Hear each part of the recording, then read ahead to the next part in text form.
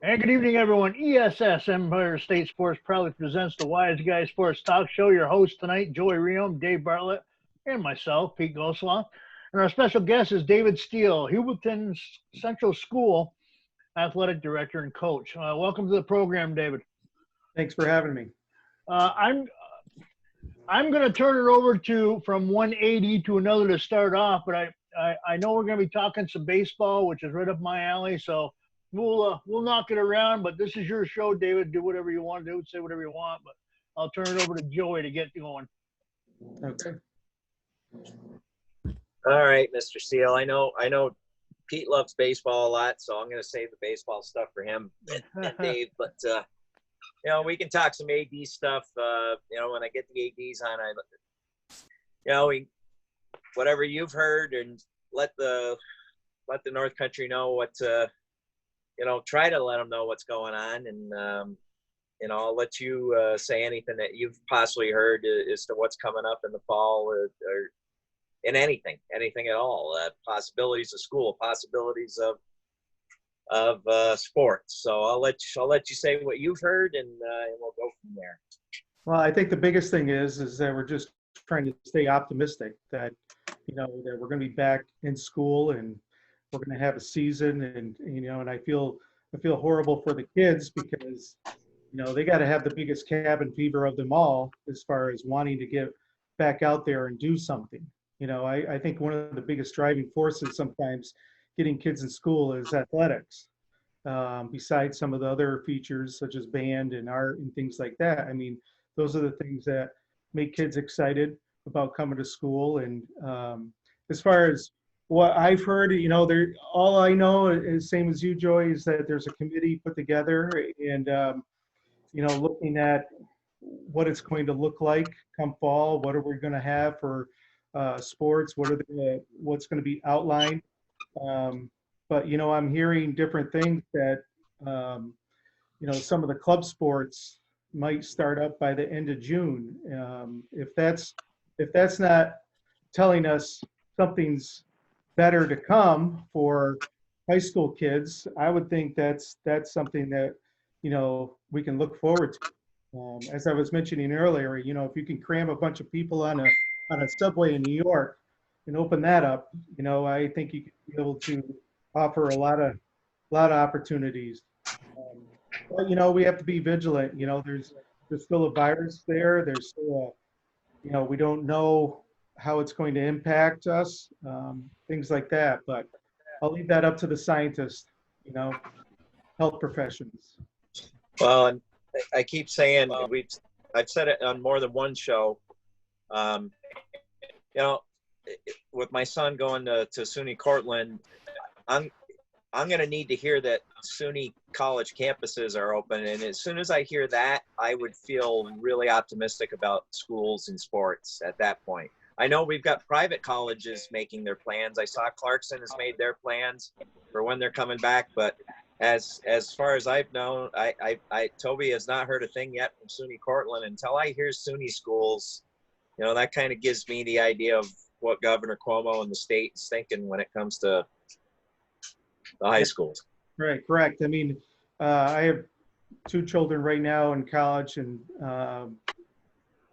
both play sports and both play soccer in the fall. And there's a schedule. They have a schedule that it's not been made public, but the college is not coming out and saying whether or not it's going to happen.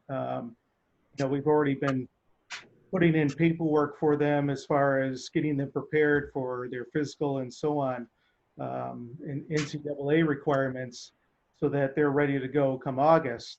And they're, nobody's doing any camps. A lot of these colleges generate some of their income through camps, and that's not happening right now either. So it's kind of interesting, my daughter, she's received word that, probably a week ago that things were looking very positive for her return. And then she received a message today for Facebook, and, and it's kind of almost sounds the opposite, like it's up in the air. So whether kids can go back to college or have the option to be on campus or stay home. But that's a lot of revenue for colleges. I mean, in regards to, housing and things like that. So I think some colleges are looking at opening at different times because they're fearful of what's going to happen in the fall. And I think that's looking outside the box. I don't, why are we looking at a specific way that we've done things in the past? Why are we looking at something a little bit different model that might get us through a year or two, I totally agree, Dave. That's one of the things that, and obviously I'm not in a position to, to pull those things off, but it's something that I thought, I'm like, why couldn't a high school have more of a college first semester, second semester, try to take a month off during the middle of winter? I know that would stink for the winter sports, but college sports somehow find a way to get through it. I'm sure that we possibly could as well, just to get as much in and save as much as we possibly can. Yeah, exactly. And it's difficult because, both my kids play on out of Canada on a club soccer team, and that's something they've looked forward to each fall. And it kind of gets them prepared they look forward to it each summer, but it kind of gets them prepared for the fall. And as you know, you can't go across the border now. You can't, there's nothing going on as far as sports, wherever, so it's the same for everybody. They're all kids are trying to do workouts in their backyard. And, you try to find a weight bench now, at a store, it's good luck because they think they're all purchased up at this point. Everybody's thinking the same thing and they're going to be at home for a long time. So you're just trying to make do with what you have and hope for the best. Yeah, and you're right about that. I was talking to Mickey Locke today, who owns Meadowbrook Golf Course out here. Just some simple things that you wouldn't normally think of. Right now, like a push cart in golf, they're hard to come by right now. Katie asked me, what would you like for Father's Day? Hey, I could use a new push cart. I've had mine for 10 years. They're like 4 to 6 weeks back ordered because everybody's playing golf again, and you have to walk right now because of some of the cart stipulations. Yeah. I just got an email today. Rock Bottom Golf has them in stock. They're shipping in 2 days. Sweet. I'll check that out. But that's a perfect example of Exactly. Yeah. It's some certain things that are just, and that makes you also think about the mandates that, like we talked a little bit before we came on air, the mandates that possibly are going to be coming down if we are lucky enough to come back to school and we are lucky enough to play sports. The supplies that we're going to need and things of that nature, we're all going to be scrambling as ADs because we don't know what to get yet. And until we know, and who knows what it'll be like getting all these things. Right. I mean, as you know, athletics has a limited budget to begin with, and with proposed cuts coming. So how do you buy the things that you need? If we're cutting here and there. I spoke to our transportation director, and and he's in the same boat. He has no guidelines. He doesn't know what that's going to look like. When you're trying to bus students, and imagine having a modified soccer team with 25, 30 kids. How do you bus them to an event? And if you're trying to put 2 teams on, 3 to a seat, that's not possible. So That's your whole bus fleet just to get the kids to a game. Yeah. Not to mention, I'm sure Dave has the same problems at Heuvelton as every other school. We don't have bus drivers anymore. That it's hard to get a couple a day. If you've got 2 teams on the road, that's usually my limit. If I've got 3 teams scheduled on the road, I've got to pull strings or change something because we just don't have enough bus drivers to take kids around. So that's not going to help either. Yeah.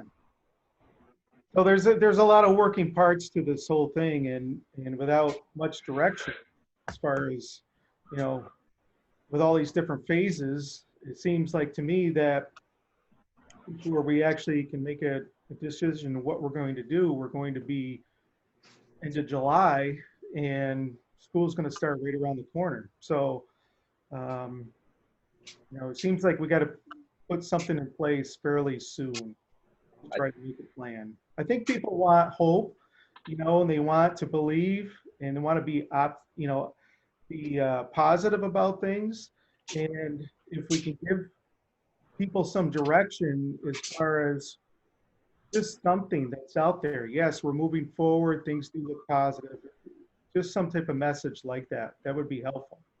Yeah, and one thing I want to bring up is, sports. Unfortunately, I shouldn't say unfortunately, but scheduling wise, you start in August with kids coming and trying to get their training out or their hours in before they can actually play. And so they start their soccer programs start early in August. Correct. So you guys are going to have to deal with that before even students coming in the door at school. So that's going to create havoc too. And then you got to get the teachers back in there. I'm sure there's a limited that go in there now, but I'm sure you guys got your hands full moving forward. Yeah, I think, the driving force, obviously, the priority is education, getting the kids back in school. That's going to be the main priority before the sports happens. But remembering what it's like to be young and want to be out and be active, especially with this nice weather, so you got to have some type of positive feeling that we're going to go back and kids are going to have an opportunity to play. It's about kids and having opportunities, so that's kind of my feeling. Like you said, Joey, I'm not in the A grade to make those decisions, so kind of got to leave it up to the hierarchy, people in charge, and I feel for them as well. It's got to be tough each day trying to figure out what you're going to do, graduation and so on. So yeah. I talking to Mr. Stewart just with the last couple of days, just so frustrated. You make one plan, and within 24 hours there's a change, and I think you would agree, as far as graduations go, that's great that that we now are allowing 150 people into a graduation, but a lot of the schools, they didn't have time to wait. They got to make their plans. Graduation's just a couple weeks away, and right now it's just it's frustrating. I have no doubt it's just driving superintendents and school administrators crazy.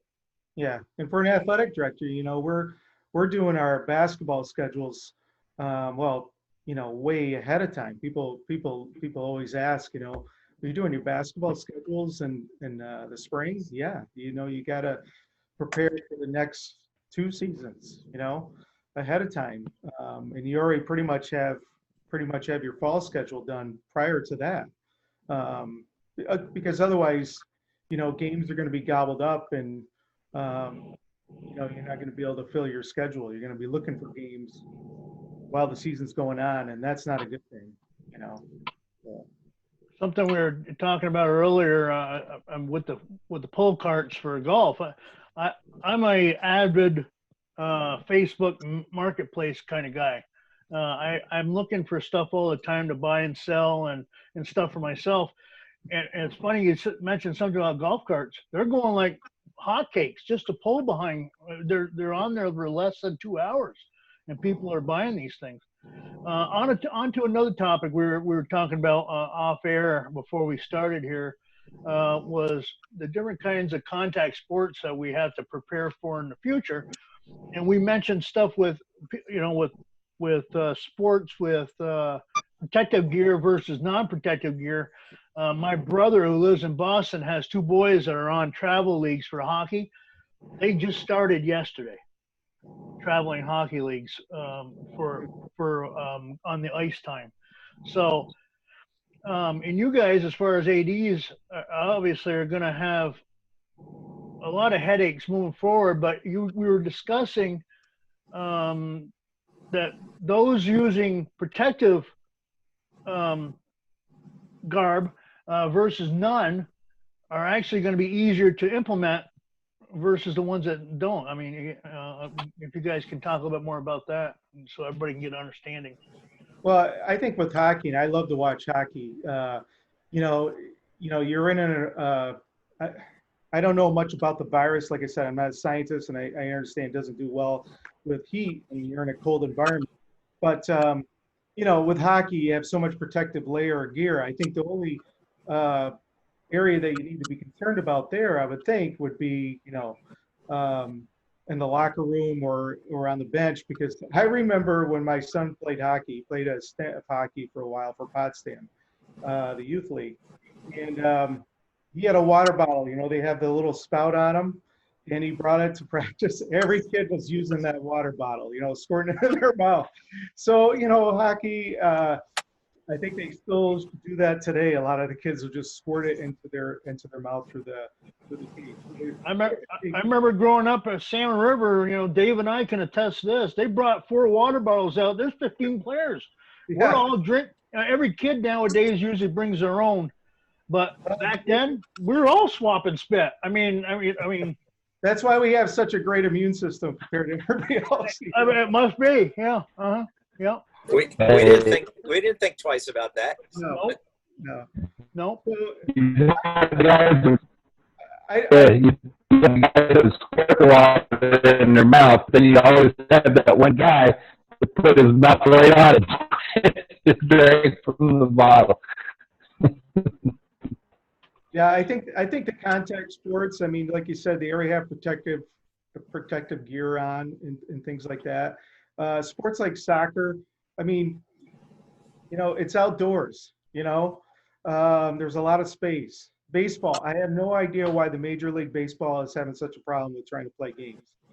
They're hung up on trying to fill their stadium, things like that. But, baseball has been on strike in the past and didn't seem to bother them when they were on strike and no one is able to watch baseball. Should be the great American sport. To be able to watch it on TV. I love watching it on TV. Well, it's funny, Dave. I listen one show that I listen to pretty much every day because I got nothing else to do. I listen to the Michael Kay show, and he's obviously a Yankee announcer, big baseball guy. So, and what's bothering me is baseball can't get their problem figured out over money.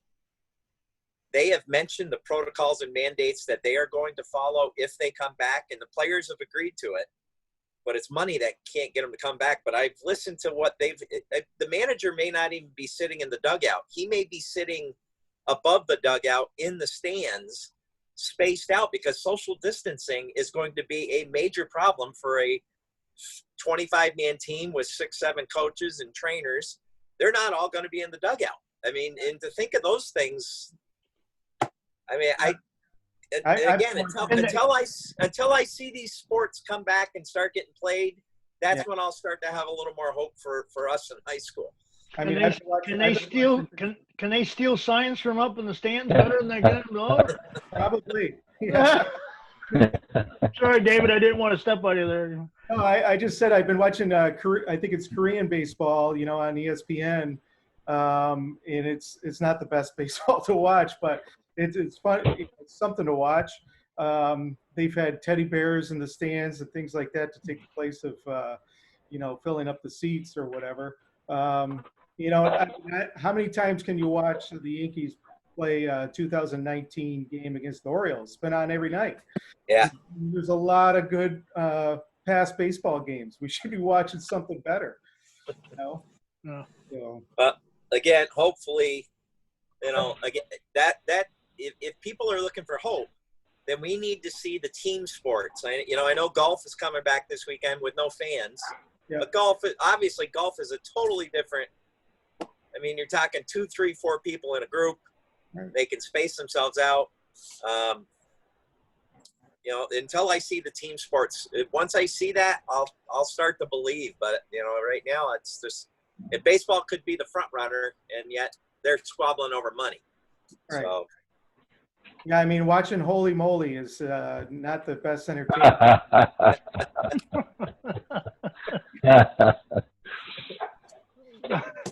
All right. We We must have all been watching that one. All right. Before we start talking some of your baseball teams and what they did, let's one final thing on AD and the state. I'll give you your opportunity, a little shout out, a little for Carl, as Carl's Normandy has been named to the NISFA Hall of Fame, and I know Dave, you've been associated with Carl even longer than I have as AD wise. So I'll give you a little chance to say something about Carl. My guess is there will be nothing negative. He's just one of the greatest guys I've ever met. So go ahead. Yeah, that is true. I tell you, I wouldn't want his job for one. I think we have a very difficult job, but I wouldn't necessarily say he has to make everyone happy, because he doesn't have to. But he definitely makes sure that everybody's on the same page and doing the right thing and following NISPA rules. I think that's the most important. And he's got a cool head about himself and be able to handle himself well in the public. He has done a tremendous job. I worked with Jim Michelson prior to Carl, and Jim did a great job also. But I would have to say that Carl really has taken the program in Section 10, all the programs in Section 10, and has really brought things up to speed. And he's always got really good forethought as far as what needs to take place in regards to state championship schedules, safety in regards to different types of sports, things like that. So he's got his finger on the pulse all the time, and I commend him for that, because I think that is very difficult to do when that job is really 24/7. I mean, you think you might have a summer off. He doesn't have a summer off, and he's always on call. Somebody's either calling a cell phone or calling the office and trying to find out about certain type of rules, whether they're transfer rules or what have you. So I really commend. It's very, very for him to be in the Hall of Fame is definitely something that's he deserves, and it's been coming for some time. I'm glad it's happening before he retires rather than after he retires. So yeah, I call him quite a bit for advice, and and it could be late at night. I could text him or whatever. I know he's up, and he always responds, and we always have a good conversation about things.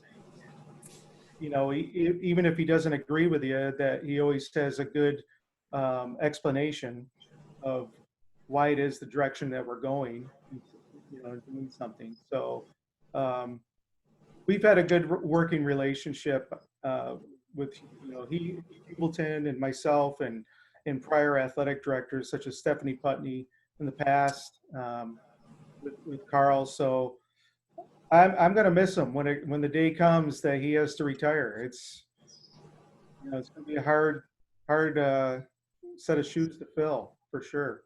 I don't have the everyday conversations you guys do, or the hands-on, as far as talking to Carl.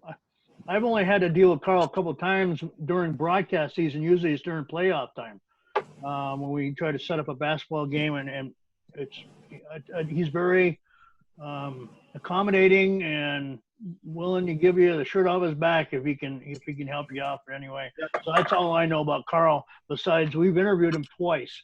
We interviewed him back in 2014, and we interviewed him a few weeks ago. So very low-key, intelligent man that he knows the ins and outs. He makes it look easy. I'm sure you guys can say that. He makes it look easy, but he's got to be. There's days where he's pounding his head against the desk. Yeah.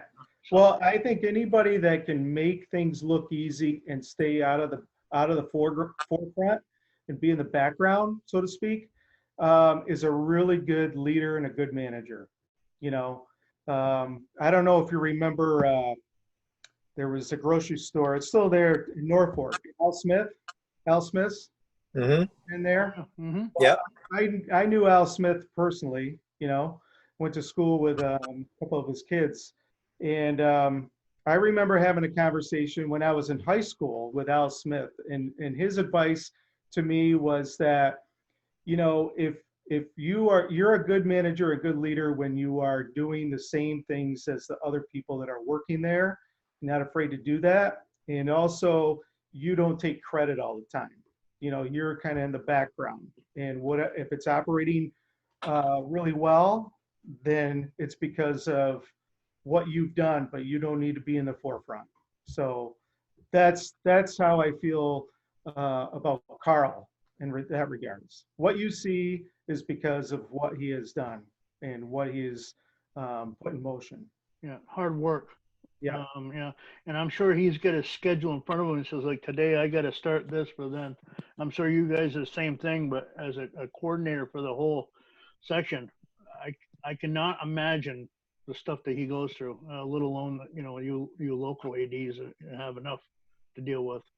Yeah, and he has no clutter on his desk, so I don't know, I don't know how he does it without any clutter. Maybe he's got a cluttered mind. I don't know. I don't. And I'll say this, his demeanor is the reason, he just is always carrying himself the proper way. Yeah. I mean, I've had my occasion of losing it, and I'll lose it again without thinking twice. Right. But, it's funny though, Dave, I think you and I can say, I wouldn't think of calling my administration, texting or emailing my administration on a holiday or a day off or the weekend, unless it's an emergency. And I think you and I probably are as guilty of it as anybody. I take Carl for granted and say, hey, I'm thinking about moving this game to such and such a date. I'll do it on Saturday afternoon. I'll contact him, like right in the middle of his weekend when I'm sure he's having a great time. It's just, but he'll respond. He never leaves you hanging, and it's something that I live by. I don't, if you send me an email or a text, you're getting a reply pretty damn soon. Right. We have fellow ADs I send emails to that I still have no reply to from within the last month. That stuff drives me nuts. Sounds like one of my brothers.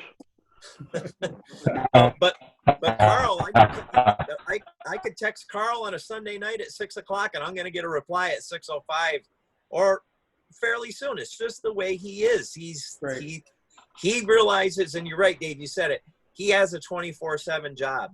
Sometimes his fellow ADs might take advantage of him a little bit too much and really make it a 24/7 job, but he realizes that. And he never, how easy would it be to say, come on, Joey, what are you doing? This couldn't wait till Monday? No, he gives me a straight answer all the time, every time. And Joey, we, as athletic directors, most people don't know this. They just think we do schedules. We really are on call 24/7. I tell people sometimes it's like being an air traffic controller.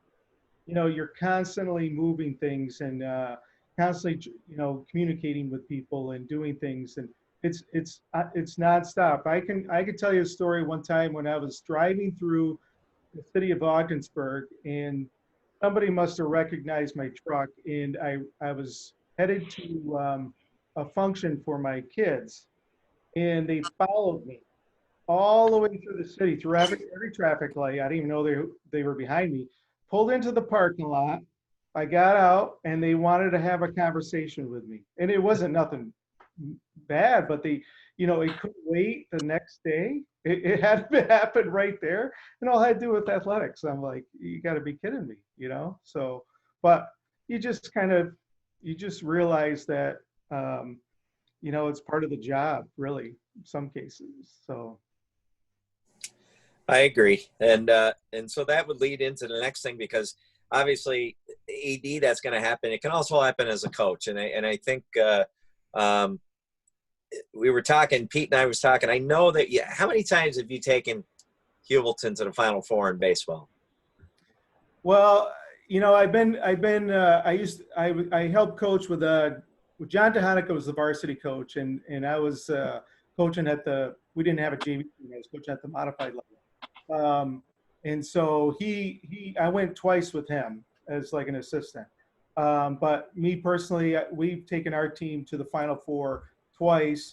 I've been in several, well, one of the times we were in a state championship game, and I call it the it's almost like you talk about it today, and I do a podcast, and I had one of the members of my team on from that time. I think it was 2006 that we were in the state championship. We lost by 1 run. It was we came back. The score was 2-1, so it was not like a blowout game. It was a really good game, and we were having a conversation about it, and it was really a time where we played. We had some fans, but we didn't have a lot of the purple that you now see like at some of the contests with Heuvelton. It was kind of like now I'm glad things are much like that, but it really wasn't like that then, and I don't know why, what the reasoning was at the time, but to be in a situation like that where we were that close, and coming back with and that's back when we had to play 2 games in 1 day. And then we went, we were in the Final Four. We took this team to the Final Four. If you would have looked at our team, you would have said that, and looked at all the teams that I've had, you would have said, this doesn't look like a team that could make it to the Final Four if you looked at us at the beginning of the season, But if you take some kids that, they might not have 100% talent, but they have 110% heart and are really willing to work hard and want to get along with each other. And it really comes down to chemistry. That particular team really had it. And we had to travel to, we won the Section 10 championship. And this is when things weren't really spread out as much as they are now. But in a couple of days, we had to go to Amsterdam and play this team that just knocked off, I think they knocked off Fort Ann. And they were a private school. And we knew that it was going to be, and it was on turf. We've never played on turf before. We'd even practiced on turf before we went. And we ended up beating that team, and then having to travel late that night and turn around and play Lake Placid the next day at St. Lawrence University, right around midday, and it was about 85 degrees and sunny. On the way back, I had kids that we didn't eat well on the way back, and we ate at some fast food restaurant on the thruway, and we pulled over outside of Boonville, I think, because one of the kids says, "Mr. Steele, I have to throw up," so we pulled over, and he was my starting first baseman, and he gets off and he threw up, and a bunch of other kids got out and probably had to go to the bathroom at the same time because it was late at night. And turn around the next day and play an intense heat. And we knew we could, if we beat that team, we knew we could beat the next team, which would have been Lake Placid. They had the bye. But the way their bodies were, dehydrated and everything else, I tell you, the ending of this game was like this. We should have easily won the game, and we did win the game, but it was a struggle because you could tell they were really beat. They were really tired. And this is how that game ended up. We were ahead by 1 run, and Lake Placid was up, and there was 2 outs, and there was a kid on third. The ball was hit to right field, and I had this right fielder who I believe had been his first year playing varsity baseball. And he caught the ball, it hit his glove, and he flipped it up in the air and then caught it again. And the coach had sent the kid from third without tagging up to home. Well, we're all watching the play out in right field. And I had really good kids that were on the ball, and my catcher was like, when that kid ran across home base, he said he's thinking, that was really fast. Like, how did that happen? So the pitcher stepped off. He appealed it and said he didn't tag up, threw the ball over to third base, and that was out. The coach from Lake Placid went ballistic, but he knew later on. He said, "Yeah, I didn't tag. I thought the kid didn't catch it." That game right there would have went the other direction easily. Did the runner leave with the contact of the ball in the glove, or was he leaving on contact off the bat? I think he left when there was contact with the glove. I think he thought he dropped it.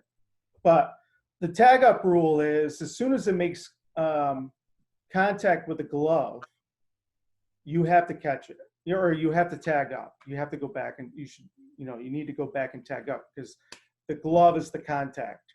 So you don't know, and I've had kids before who've left. You tell them over and over, you tell them 1,000 times, to tag up. You go over and practice, things like that. And even they've been seniors too that have done that. And they just think that's the quickest way home, and really you're still going to make it. You're going to make it easily, So we went on to go to the Final Four that year. And we played a team that was a merger team.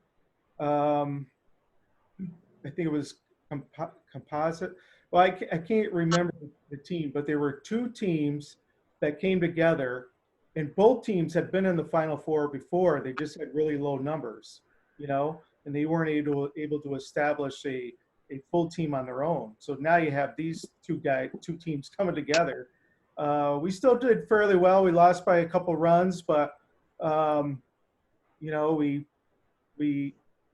I said they probably aren't going to win the next game because they had this pitcher-catcher combination. So the best catcher was behind the plate, and their best pitcher was on the mound. And then the next game they switched, and then it was a totally different story. So, but that's back before pitch counts. You're able to do things that are creative like that with small schools, and you can still manage your kids and manage how many pitches they throw, but now with the pitch count thing, it's a totally different animal. I think it takes away from some of the small teams out there that, especially the D schools, that basically when this whole pitch count thing started out, we started to lose some schools because I think the kids just realized, it's not fun anymore. We got one pitcher, it's usually pretty good, and he usually pitches every few days, and now he's got to wait every 5 days. We're gonna get beat by a lot of runs. So I think feel low interest in the game. Hopefully they'll come back. So I got a couple questions for you, Dave. What kind of summer programs do you have for your athletes out there? They do AAU and all this other stuff, and that's going to lead to another question of mine: is what do you guys put in the water out there? Because it seems like Heuvelton's always in it at the end. You have it's small school, but you always have some great athletes that you guys manufacture out there, and but you're always there. So I guess one goes with the other. But do you guys do a lot of stuff during the summer with kids, or are they pretty much on their own, like going to camps and other stuff? Well, I think, like you said, it seems like we're always in it. For my baseball team, the baseball teams that I've coached, we've always had teams in a championship. We've always had teams in playoffs. We've always had teams in the finals, or in Elite 8 or 16 or something like that. Right on the verge of going to the Final Four. It really is. I'm going to say it's community commitment, community pride. Our athletic programs, our community really loves our athletic programs, and kids are active all the time. Our fields are full. In the spring, we have parents running youth baseball leagues, youth softball leagues. There's kids in the gym at night, for open gym, things like that. And so our gyms are going well into, well, we finally closed them about a little after 9 o'clock, but they want us out of there. But it's really the commitment of not just the coaches, but also of the community and parents wanting to help out and put together teams and keep things going, you know. Fortunately, we've had our girls basketball team, win 3 state championships. I don't think anybody would have told those. My daughter was on that team. I don't think, she didn't come home at night going, "Oh, we're going to win a state championship when I'm a sophomore or a freshman." It wasn't like that. It was just going to play, have fun, and participating. And as long as that other piece is not there, that I think the worst thing you could do is get it in their head that they're going to win every kid would love to win a state championship, but I think it's very disappointing for kids when they don't get that far, if they can just enjoy the pursuit of playing the game and being successful and being with their friends. And I think if you ask any of the kids in regards to that, that's what they enjoy doing. They enjoy the sport because of that. So you're right. We've had very successful teams. We've had successful teams prior to me coming here. It's always been a very committed community as far as participation and wanting to play. Now, you had the McCormick girl, correct, on the girls team? Yep. Yeah, I followed her. And I know her father real well. I worked with him in the past. But that team, we broadcast some of their games when they were out in Canton, when they switched over to Canton out there. And what a phenomenal crowd that follows you guys around, too. It's unbelievable. Yes. And, it's like that. I mean, just about every sport. I think the spring sports is a little bit more spread out because, we have 3 varsity spring sports. We have lacrosse and we have softball and baseball, but we have a very heavy following in the baseball and softball part of things. And we're able to, have the numbers to have women's lacrosse too. So that's kind of nice, to be able to have that much participation, Yeah. I know your girls team were pretty good. I did a couple of their games when I was back up at Section 10. They come to Sam River and very good girls team. Very good girls team. Yep.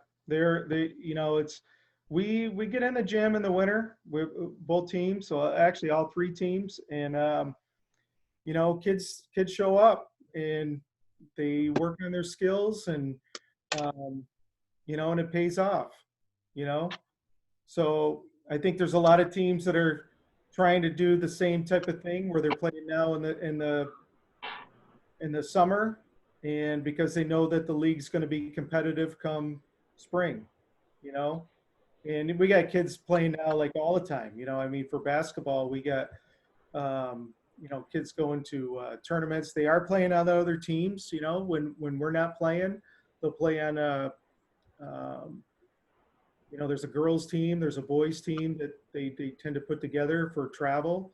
And so I think people are realizing that you got to kind of play all the time to be competitive, and I think there's a little bit of, now now your school's won a state championship. I think everybody likes that feeling and really wants to chase that rainbow, and be part of that. So, kudos to them. That's, at least they've established some goals and wanting to reach that same bar. So. Well, especially in that division that you guys play in, my goodness, that's between you guys, Hammond and Edwards Knox. I know Edwards was down a little bit this year as compared to the last 3 or 4 years, but I mean, the 3 have all been to the state Final Four. Obviously, Hammond was going to have a really good shot at it this year. So, I mean, the battles just within your own division to win that division is amazing. And I know, Dave, Class D in Section 10 in all the sports is, but especially basketball, is always got a Final Four opportunity. We just seem to have just great Class D schools up here. Yeah, I mean, the small schools have great competition, great rivals. For basketball for the girls, the Hammond-Heuvelton rival, when you walk into that gym, it's going to be packed. That's great to see for women's basketball. When I started out Heuvelton 25 years ago, and go to a basketball game, it was really tough to get a lot of people to go to a game. If you got kicked out of a women's basketball game and had to remove somebody, it's because they stood out like a sore thumb. I mean, you just don't, it's the only person yelling in the crowd. So now it's packed. We had a game with Hammond. This is back when Paige, Madison, and Alex Steele were on the team. It might have been the second or third Final Four we're going to. It might have been the third one. But anyways, we played Hammond, and we knew that we were going to have everybody coming to this game. And we didn't have the seating capacity to have everybody in that gym. So we sold tickets. We had people opening the entrance. We have 4 entrances to our gym. We had supervision on, but it just kept leaking in. People sitting on the floor, underneath the baskets. It was just it was an amazing crowd for a high school basketball, And then to pack SUNY Canton for that championship game a few years back was just amazing. People were there for the first game of the day and saving seats, holding seats, and just hanging out there they must have ate a lot of popcorn. Drank a lot of soda or something, but yeah, the D levels, you're always gonna get a really good contest, which is kind of fun to see, So. Well, and in your gym, you harken back to our days. I always hate going back to saying, hey, I remember when, but but your gym supplies that, because you don't have a ton of seating in your gym the way the newer gyms have built it up. And I can remember high school games against Salmon River, high school games against Preston, where you couldn't get a seat, but we had smaller gyms back then as well. But you still have that kind of feeling with your gym. Yeah, I always say people are going to pay big money to play in our gym because it's kind of like the Hoosiers of gyms. We did change the bleachers. When we switched over from the wood bleachers, which were really hard to get out, you break your bag trying to get them out, and then we got the new plastic fiberglass bleachers. As soon as that happened, you had to put in every type of accessibility into the bleacher, stairwell, everything. We lost a lot of seating when that happened. Oh yeah, that's right. Yep. Forget about it. Prior to me, I can still remember as a kid going to a Heuvelton basketball game and watching Alan Gutterson play. And that's quite a few years ago, but they had a stage, underneath one of the baskets, and they had, bleachers set up there. So it seems to be even smaller now with the type of seating. So it's hard to put a lot of people in there. Dave and I broadcast down here in our section, and it's Indian Lake. Most of the gyms around here are like that, where they use the gym for absolutely everything. So there is a stage up there, and that's where we usually sit up on top of and broadcast from. So I feel your pain, and there's not much for seating, but when they do pack it, they pack it. I remember the days walking in many moons ago to St. Regis Falls in the old school, right? And there was literally 8 inches between the baseline and the wall, and when you were doing a layup, you were hitting the wall, and then they had a dotted line about a foot in from that for the inbound. So, and then they had the split half court, stuff. Oh, yeah. So I can imagine how you can have the Hoosier setting in your place. I really do. Yeah. Go Cafe Gymatorium. Yeah. Yeah, I mean, Herman DeKalb's building a brand new gym, and it's supposed to increase the seating capacity quite a bit. It's going to be really nice. I've had so many people walk in our gym, especially community members, and have redesigned our gym so many different times. As far as what it should We look. could probably do a show one night talking about the old gyms for all the schools in Section 10, because I mean most of us were in them at some point. I mean, and St. Regis Falls came to mind for me too, Pete. I mean, the wall on the opposite side of the gym with no space between the out of bounds and the wall. I remember the old Brushton one where it was so damn hot, the lighting sucked. It was like the yellowish tent lighting, and and how often did we walk out at halftime to a court? We haven't been out there now for 6, 7, 8 minutes, so things have calmed down, and the smoke is now starting to settle over. There's a cloud of smoke coming over the court because smoking was allowed in the building. Yeah, the stories we could tell from that. Yeah. Well, I can remember Norfolk's old gym, you know, and I look at that now, and Joey, we played. You took a team over there with my son on it. Played in that gym. Yeah. And that used to be when I used to go in that gym, because I watched Jim Myers play and Greg Ferguson and those guys, and I used to think that was such a big gym, you know, and you look at it like, wow, it's really tiny. Yeah, you're right. That was back during the Spike Gang days, you know. Are you familiar with Spike Gang? You ever heard that name? Yes. I haven't, no. I played for Spike Gang when I was in like elementary school, and he used to take us all over the place to play basketball. And then it was Bob Billings. I used to think Bob Billings was like somebody out of the NBA because he used to have these crazy shots, you know. The Rev. Yeah, the Rev. Yeah.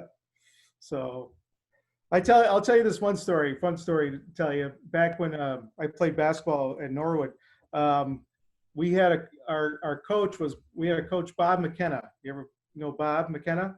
Mm-hmm. Steve LaBarge must have recruited Bob must have been straight out of college or something. Probably said, you want to coach the team, JV team.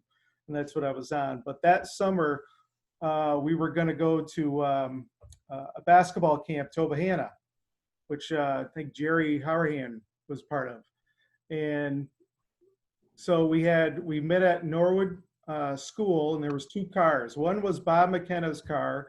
Another one was Hal Cohen's car. And Hal's car looked worse than Bob's. And here was a bunch of us, must have been maybe 8 of us, or maybe more, I can't remember, piling into these 2 cars. And I'm thinking, I think back now, like my parents let us go all the way to, you know, Pennsylvania, and these two guys and these cars. But that was a great time. Those are some good times. Back in the 80s, Tobyhanna was, everybody talked about that. I know Joe Javembo took us down at St. Louis Central. Jerry, I know Coach Myrna took OFA down. I mean, Tobyhanna was the place to go back in those days. So. And they were all outdoor courts, which I was amazed when I got there. Lived in these cabins, and you're outdoor courts, and I'm like, you know. I think it was more of a coach's getaway, Dave. I think that's what it was. I don't think you could sell tickets to go there anymore for kids. They're too used to the fine parts of living, you know. Well, Dave, we got to wind it down. We're coming to the end of our hour. We need to thank you for coming on. We appreciate it. Get another athletic director's point of view on what's going on in another school district. And I also need to say, you know, I thank you for the years. You know, you mentioned Noah your son Noah playing with my guys, and that's been brought up on a couple of our shows. A great kid, and how much he helped us out, and how I enjoyed the time with that group in the families, and obviously your family was one of them. So I need to thank you for that. So. Well, thank you. I appreciate that. I appreciate all you have done. You know, and we really enjoyed it. You know, we enjoyed the connection. We're glad we made the trip over there. I remember when I didn't know what to play, and I'm like, man, it's a long trip over there. But he loved it, loved every minute of it, and loved your coaching, Joey, loved your personality. And I said, we'll keep going. We'll keep making that trip. So. Well, we were so good, and Noah helped that out. We were so good, we didn't need to practice. So you didn't really have too many practices you had to come to. So. I won't tell him that. He'll get a big head or something. All right. Well, thanks a lot, Dave. We appreciate it. Thanks for having me on. Thanks, guys. Yeah, David, thank you very much for coming on our show. We really do appreciate it. Yeah, it was a lot of fun. Appreciate it. Great. Well, that's going to be it for tonight, everybody. For our host, Joey Ream, Dave Bartlett, myself, Pete Ghost, and our special guest, David Steele from Heuvelton. We want to thank you all for watching. You all stay safe. Take care now. Bye-bye.